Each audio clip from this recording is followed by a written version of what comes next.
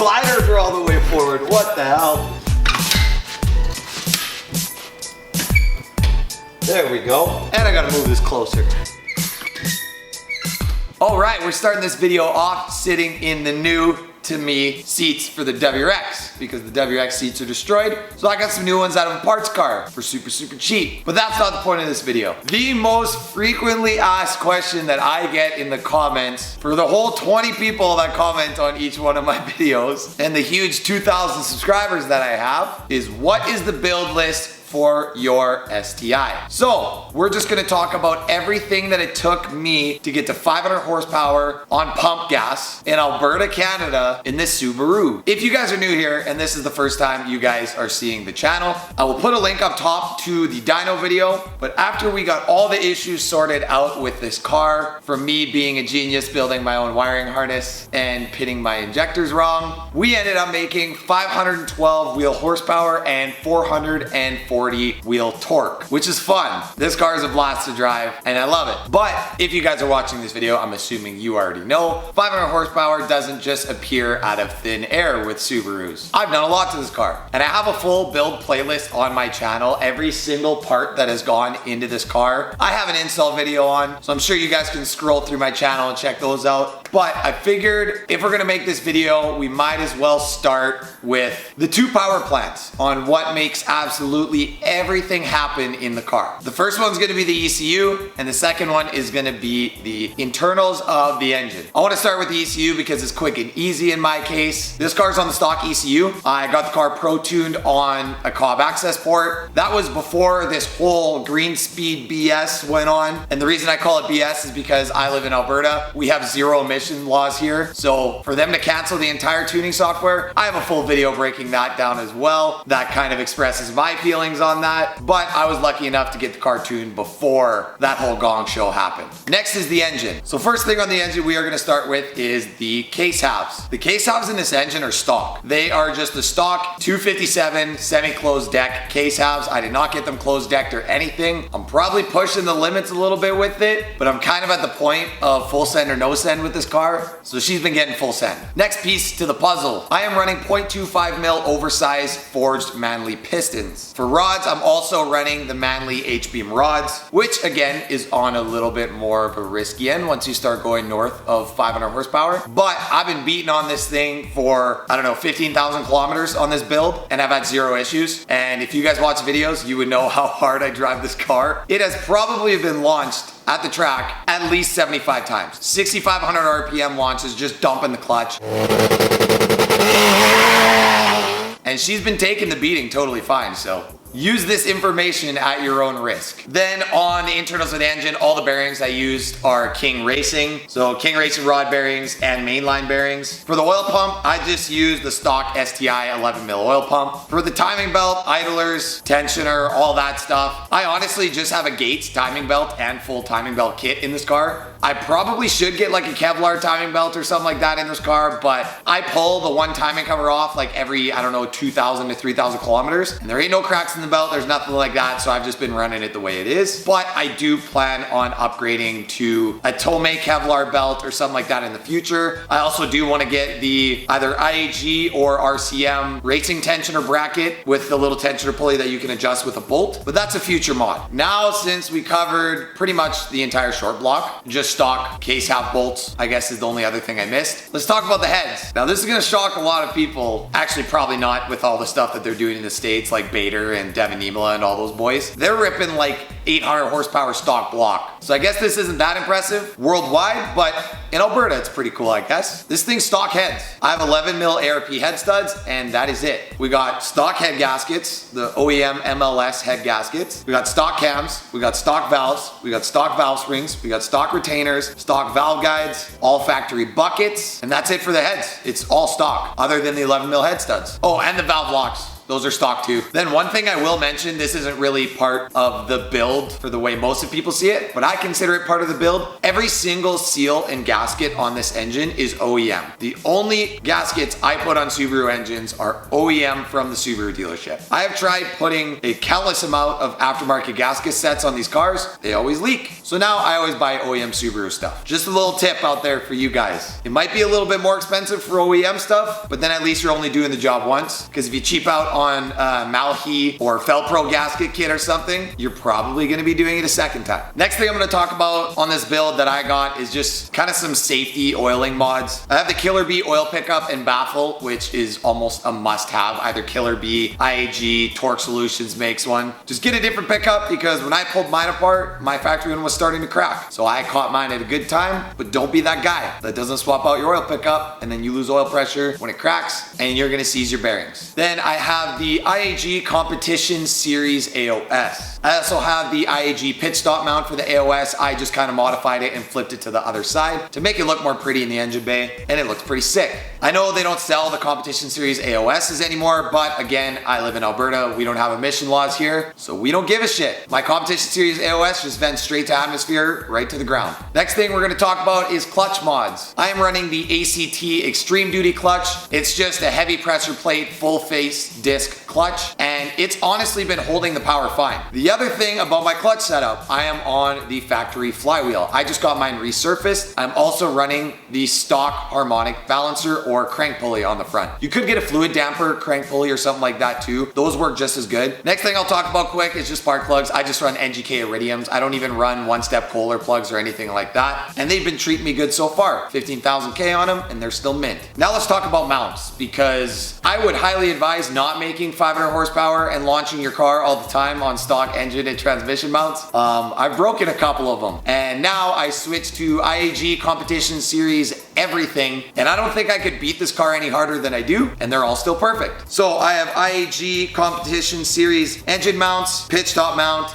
and transmission mount. All three of them, and they're solid. I love them. They are a little bit harsh inside the car. The noise vibration is quite a bit. The dash kind of vibrates even when you just let the clutch out or rev the engine up whatsoever, but it's a race car, so what can you do? Next thing I'm gonna talk about is my sensors, gauges, and wiring, because I already mentioned the ECU and tuning software. Might as well talk about all the sensors and gauges I'm running. So the two gauges that I run inside of the car are the AMX series wideband AFR gauge and a boost gauge. Now I am ordering an oil pressure gauge and an oil temp gauge because I think those are two very important ones to monitor, but that wasn't in my budget at the very beginning when I built this car, even though I already went way over my budget when I built it. So I plan on getting those in the near future. To mount those gauges, I also have the SMY little Mickey Mouse ear dual gauge cluster pod mount thing. Kind of mounts right by your gauge cluster. I'll just pop a little cinematic thing on the screen here of it. It's got the two gauges on each side, and you can easily view your RPM, your speedometer, your fuel gauge, all that stuff is still totally visible with the two gauges in there. So I really like it. The only thing about the AMX series gauges is you do need to buy some little adapters to make them fit in the 52 mil gauge pod mounts, but that's not a big deal. Those are cheap. Then this car is on speed density. I deleted the map sensor, and I didn't spend $250 like everybody else does on the stupid iWire plug and play kit. iWire, you're not stupid. Just saying that's a lot of money. $250 to buy a harness that literally just only uses 2 pins and plugs in, and then you can run it to your IIT sensor. All you have to do is cut the wires off your map sensor and then repin them onto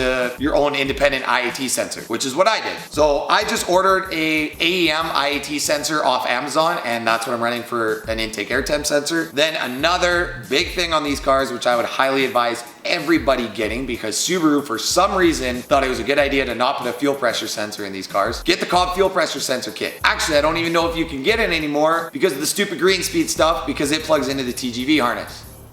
Either way, that's the sensor I have for fuel, and I just tapped it into one of the TGV harnesses, and then I can read it on the access port. The other two things that I have on this car that are not allowed anywhere else, especially California, is I have Torque Solution air pump block-off plates, and I also deleted the entire evap system in the engine bay. So I don't have any purge valves. I welded that port completely shut on the manifold, and my charcoal canister is still in the car, but it just vents straight to atmosphere. So all the fuel vapors in the gas tank just vent straight to atmosphere. Now, since we're we're on the topic of fuel, let's talk about fuel mods. And let's start at the back of the car and work our way to the front. Starting at the back of the car, I have an AEM 340 liter per hour fuel pump. Only one pump in this car, and she hit over 500 on pump gas, which is pretty crazy. And my fuel pump isn't even hardwired yet. It's still all factory wiring. The fuel pump is duty cycled still by the factory ECU. Next piece would be the radium fuel pressure regulator and fuel plumbing kit. It is the parallel radium kit, and honestly it works. I'm not the biggest fan now that I've run the kit for a while. The kit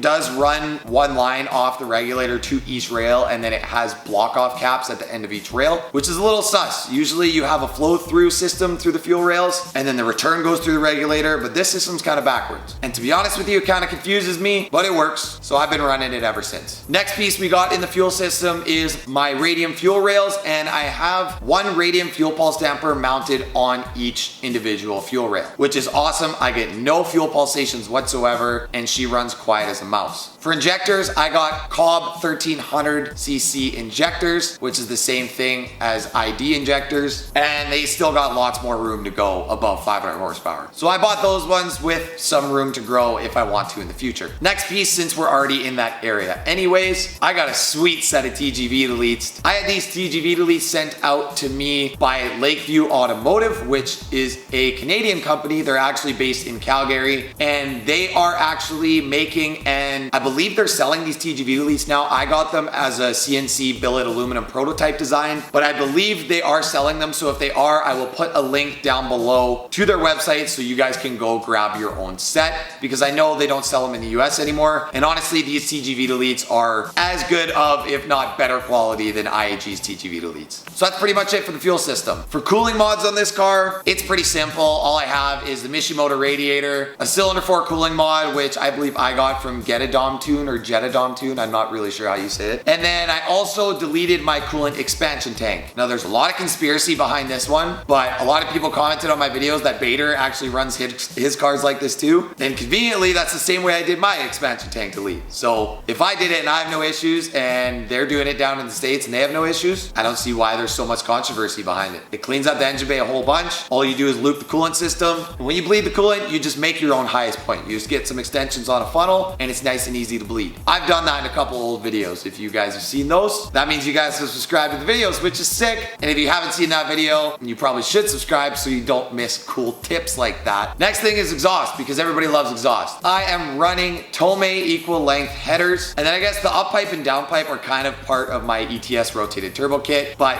ETS rotated up pipe, and then my down pipe was from ETS, but I did have to cut it up and weld my own V-band flanges on there because they were wrong. And the mid pipe that I have on the car now is a custom mid pipe built by Felix here in Edmonton. His Instagram is FellyBuilt. I will put a link down to that below as well. He builds killer exhausts, and my entire exhaust all the way to the catback is completely V-band, which is super nice. Then from the mid pipe extension piece off the down pipe, I just got a Cobb catback, and honestly I love it because the external wastegate on this thing dumps the ground as soon as I hit 15 psi anyways. So the car is nice and quiet when I want it to be, and then when I rip on it, the wastegate opens up. She gets all the attention you could ever ask for.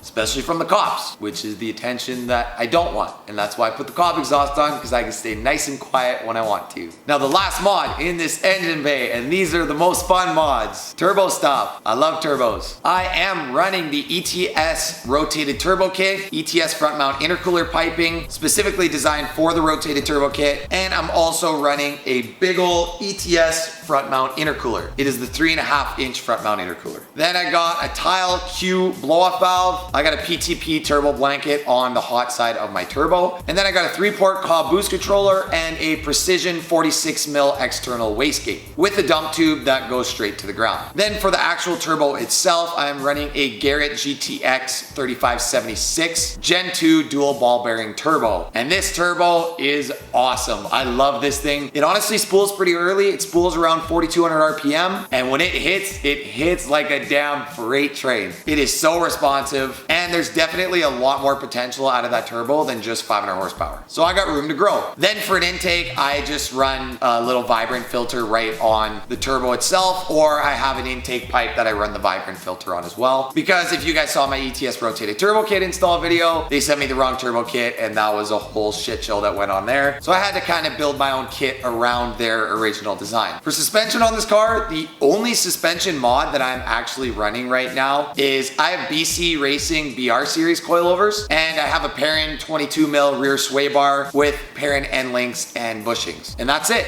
My front sway bar is stock, all my control arms are stock, all of the rest of my suspension components are completely stock. For the alignment on this car, I did the alignment myself. I'm running -2.5 degrees camber all the way around, which gives a nice track stance kind of look to it, which I like. It looks really good. Then for wheels on this car, I am running MKTX5 wheels. They're an 18 by 9.5 with a +35 offset. Then for tires, I am running a Zestino Acrova. They're a 265/35/18 tire, and honestly, they're a cheap Japanese tire, but holy hell do they grip up at the track. Then I guess the only other exterior mod on the car would be the headlights, taillights, and the front bumper. The headlights I got from Pro Tuning Labs. They're the same headlights as the OE Massive ones. They're just the LED C lights. They're DRL switchback, so the signal light is the C light, which is pretty cool. And then my taillights are just wrapped with a red film and the blacked out signal light housing. Then my front bumper, this is a 2010 STI, but I did swap on a 2014 STI front bumper with the fog light covers and the 2014 grille, which looks way better than the 2010 front bumper in my opinion. And honestly, that's pretty much it for mods on this car. The only other mods on this car, which are not performance based, but just for looks, is the powder coating in the engine bay and the paint in the engine bay. The paint that I have in this engine bay, you guys would have seen the reveal video. That was back when I had like 50 subscribers or something like that on YouTube. I stripped the entire engine bay, and we got the engine bay painted black with a red metal flake in the paint, and it honestly looks so cool outside. The sun hits the flakes in the paint, and the